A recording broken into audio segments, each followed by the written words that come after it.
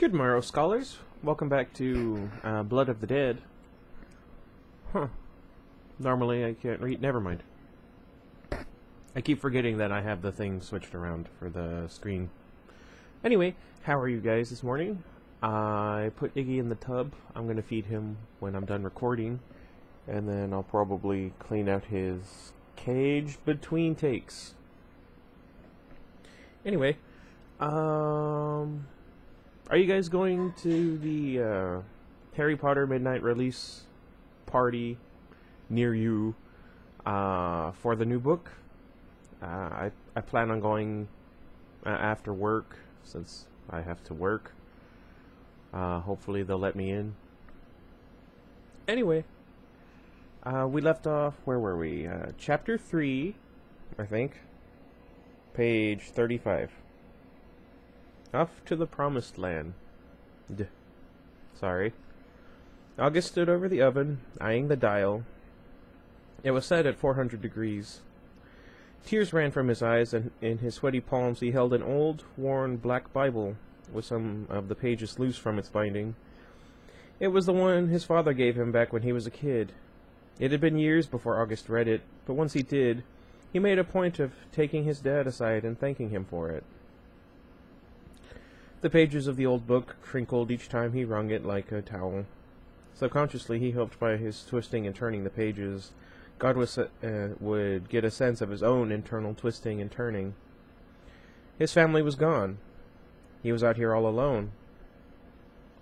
It would only be a matter of time before the creatures came for him. Each sob-soaked syllable reminded him he was at the end of himself. "You swore you wouldn't leave me," he said. A couple of tears fell on the Bible's cover. "I'm with you always, even until the very end of the age," you said. He sniffed. "Where are you? Was it all a lie? Are you a lie?" For the millionth time since he'd been out here, he thought about how the world should have ended.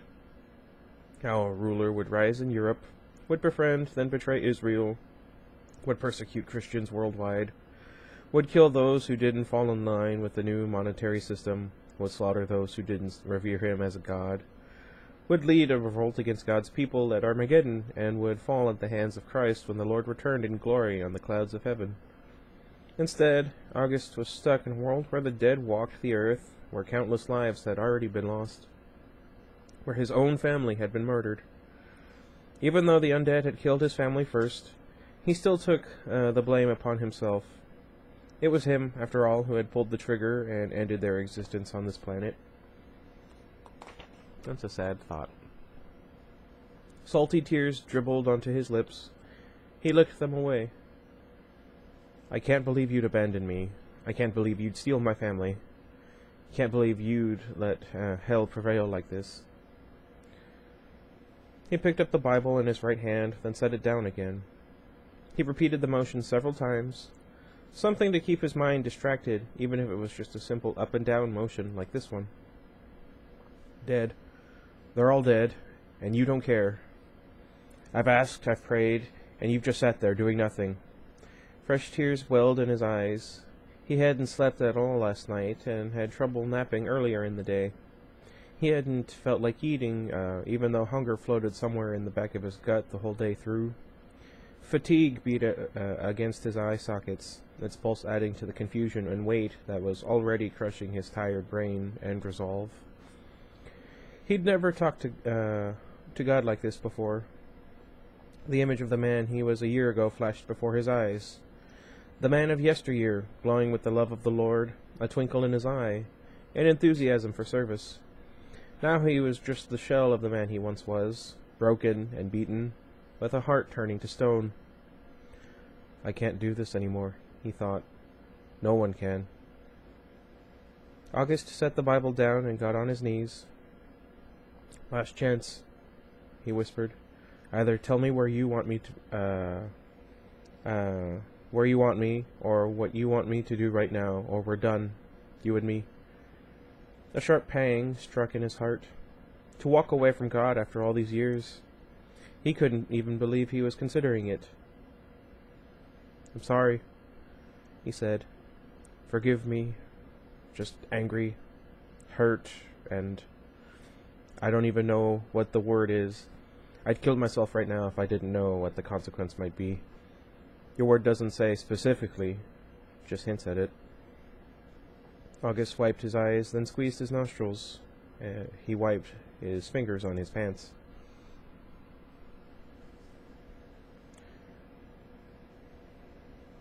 Gazing upward, he said, "I'm listening." A sallow ceiling stared back at him, blank and silent. He closed his eyes and waited for some kind of pressing on his heart, or some strong thought that couldn't possibly be his own. Even a booming voice from heaven would be fine. It'd be ideal, actually. But there was nothing. God was silent. His head fell into his hands, and he sat kneeling in front of his oven for a long time, crying, too hurt and too much at a loss for words to even shout out a plea for help. When the tears finally ceased, he reached for the Bible on top of the oven, took it down, and opened the oven door. Opening it to the front page, his eyes settled on the message his father had written him 60 years ago. Even to this day he remembered the way his father had gotten down on one knee and handed him the Bible he himself had used for countless years. Seeing the old handwriting made his heart long for his father. June 26th, 1948. August, this is for you. May Jesus be real to you as you read through these pages. Love, Dad.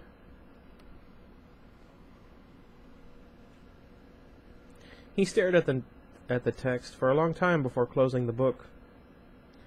Taking one last look over the cover and the words Holy Bible written in the faded gold lettering on its front, he said,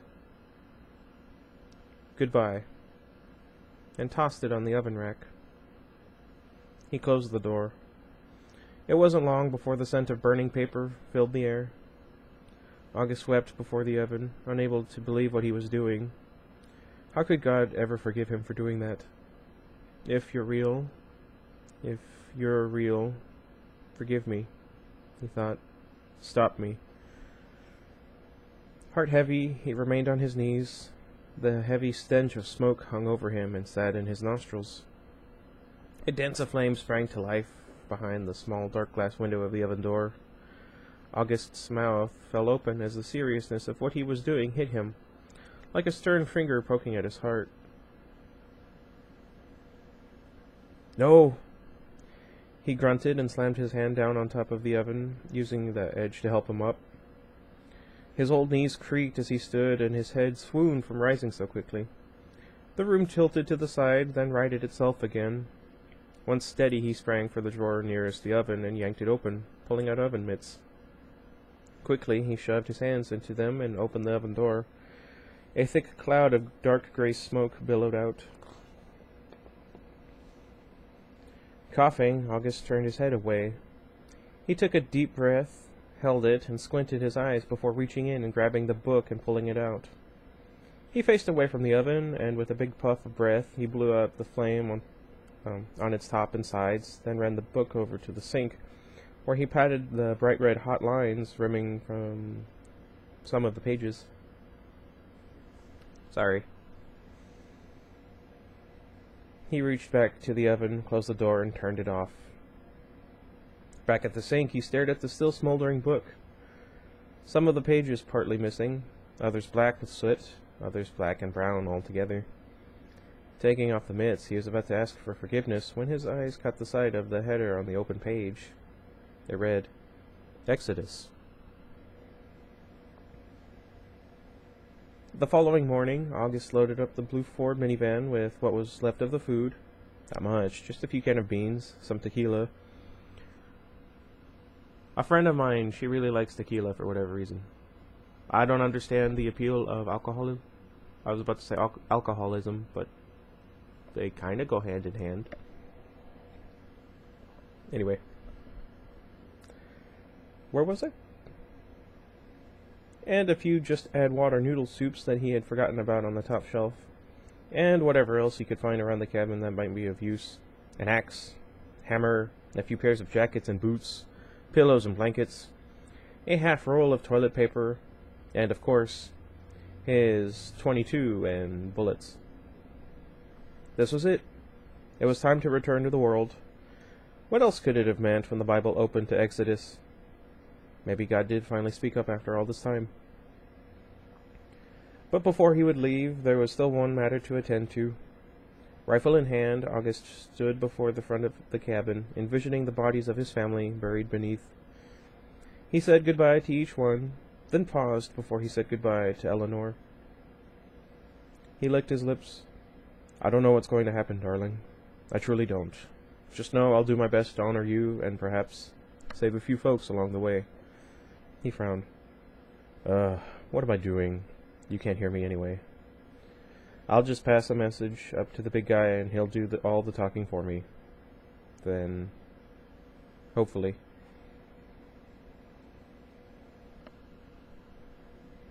August turned and went to the Ford. He opened the door and, resting his left forearm on the frame, set the rifle up for one last shot. He had debated if he should do this or not. Every bullet counted, and he only had 10 left, but the thought of his family's cabin falling into the hands of the creatures, the idea of them breaking in and roaming the rooms and contaminating them, sickened him. The front door to the place stood open. A can of propane sat on the mat in the landing. It was old, partly rusted, but August thought it would still do the trick. August closed his eyes a moment and said goodbye to the old place. When he opened his eyes, he aligned the shot and pulled the trigger.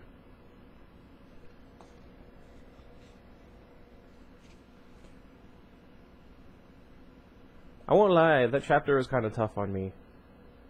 I didn't like actually saying those words, even if it wasn't coming from me. Anyway, let's not start a religious debate. Please. Chapter 4. Page 40. 4 means death. Back into the gray. April licked Joe's hand as he laced up his boots. They were Army issue, a pair he got back in his mid-teens when he was enrolled in Air Cadets for a short time. Fortunately for him, he had maintained the same shoe size since the 9th grade, so the scuffed black boots fit even now. Steel-toed, they had saved his life on more than one occasion when the undead tried to turn him into one of their own. A kick to their skulls, rescuing him from life imprisoned inside the shell of a human corpse. Sorry, pal. You can't come with me, he told his dog and strapped on his knee pads. He stroked the patch of brown hair on her head, then kissed her on the nose. She licked his nose in return, their little exchange before he went out each night. Though April was only a dog, she was the closest thing he had to a friend, and, he supposed, she'd be the closest he'd ever have to someone to come home to. Killing the undead was easy, emotionally, but leaving the dog behind each evening was always hard. To lose his buddy, Joe didn't want to think about it. He'd already lost enough loved ones as it was. April, the girl from a life when things were normal, his friends, and his family. He gave his pet one final scratch behind the ears, then exited his apartment and locked it. I'll be back soon, he called through the door. Opting not to use its holster, he held the X-09 through his trench coat as he headed outside, prepared to make the transition between the safety of his home to the uncertainty of the streets. He lived in the Haven. The only question that hung over him each day was, for how much longer? The power lines would inevitably go down, and he, like the others who lived in the area, would be in the dark, just like everywhere else in the city. Walking down the sidewalk, Joe glanced up at the gray, cloudy sky. Though the gray was blotched deep brown in parts like someone had splashed coffee against it. He remembered the days when the area used to be teeming with people, cars, kids on bikes zipping down the sidewalk. The area he grew up in. His parents' place had been 7 streets down, and theirs was the first place he hid after coming home from the days of walking the streets after being at April's. Even now, a year later, he remembered walking up his folks' driveway, the house lights off, both outside and in.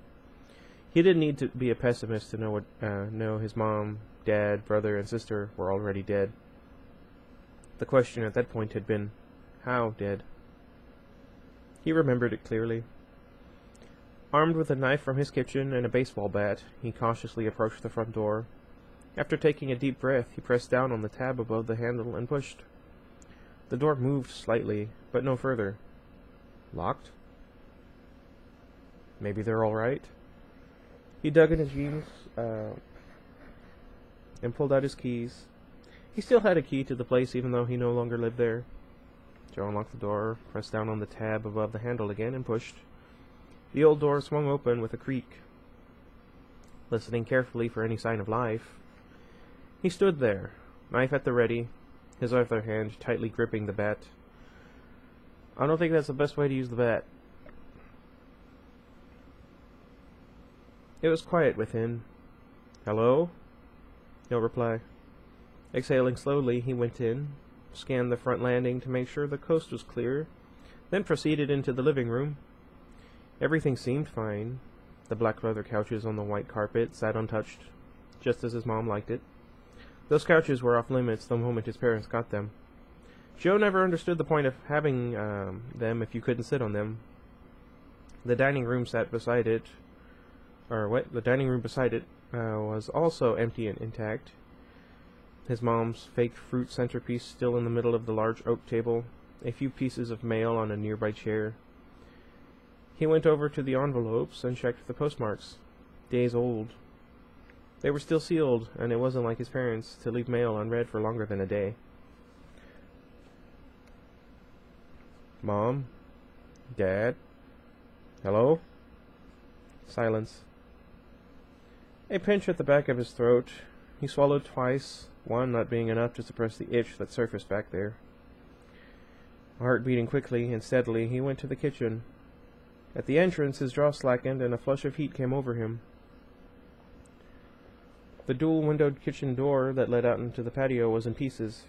Murky red blood coated the jagged pieces of glass still in its frame, and a streak of dark red painted the white and gray squared linoleum floor, as if something or someone had been dragged across it. Sorry.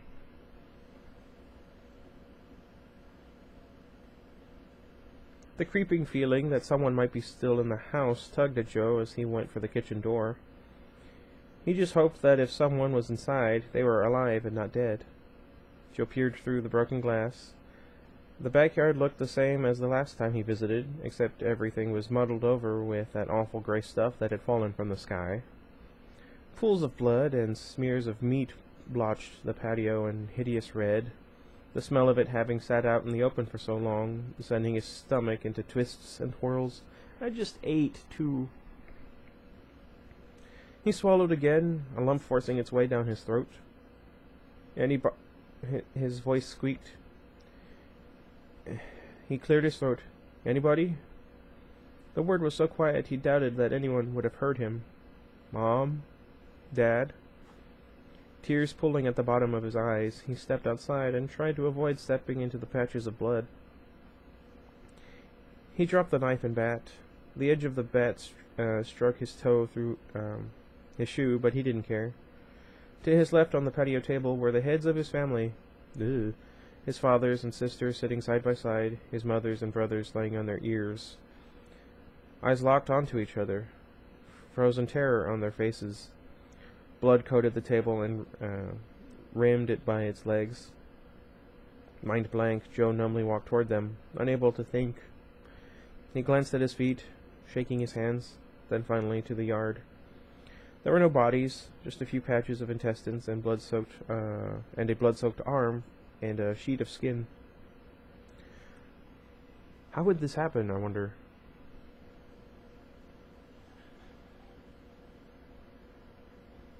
Joe couldn't breathe. His heart banged so hard inside his chest he thought he was going to faint. Green stars rimmed his vision, and a shadow crept along the edges of his sight.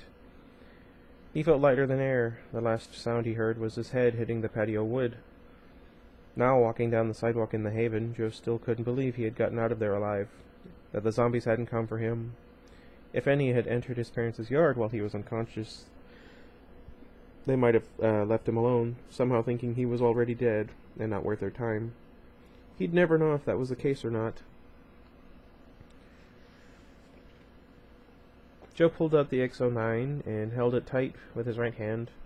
He no longer teared up at the memory of losing his family. For this he felt shame. Either he had accepted their deaths, or had grown so cold and bitter that he didn't care.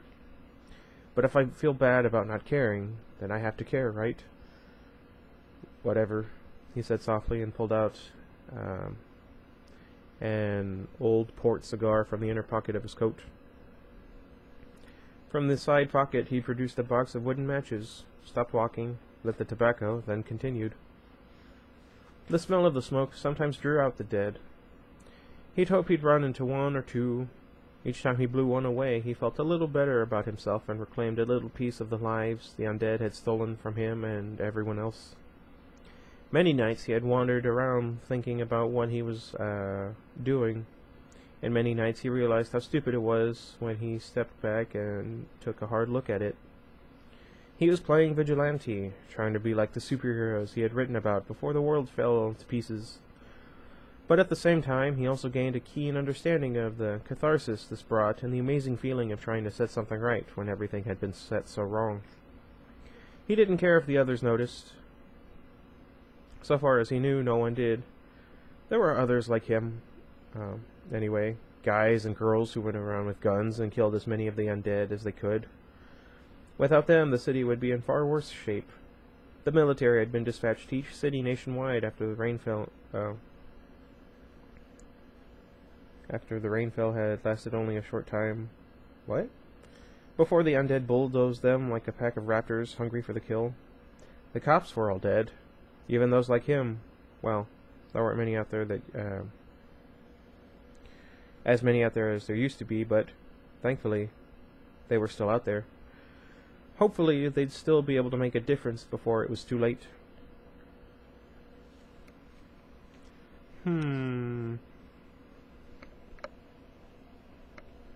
Okay, this next chapter is 6 pages long. Let's see how long this one is. Okay, I don't want to get too much out of a pattern, so I'm going to go ahead and leave the video here. I'll leave this here. I know it's a little bit shorter than it normally is, but I don't know. I feel like it's going to be closer to 40 minutes by the time I'm done reading. My back. I forgot my back brace at work for some reason or another. Oh. Sorry about that. Sorry. So, if you were in a zombie apocalypse setting, what kind of character do you think you would be? What is that? And what kind of character would you want to be? Because I know everybody wants to be the crazy prepared survivalist who is able to get through anything and everything on their own.